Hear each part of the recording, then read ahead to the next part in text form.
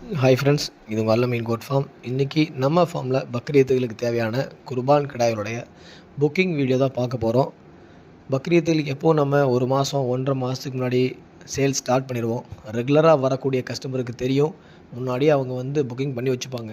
ஏன் முன்னாலேயே புக் பண்ணணும்னு சொன்னால், நம்ம எப்போவும் ஒரு மாதம் 1.5 மாதத்துக்கு முன்னாடியே நம்ம ஸ்டாக்கில் இருக்கக்கூடிய ஒரு 100-150 கடாய்களை விற்பனைக்காக வேண்டி கொண்டு வந்துடுவோம்.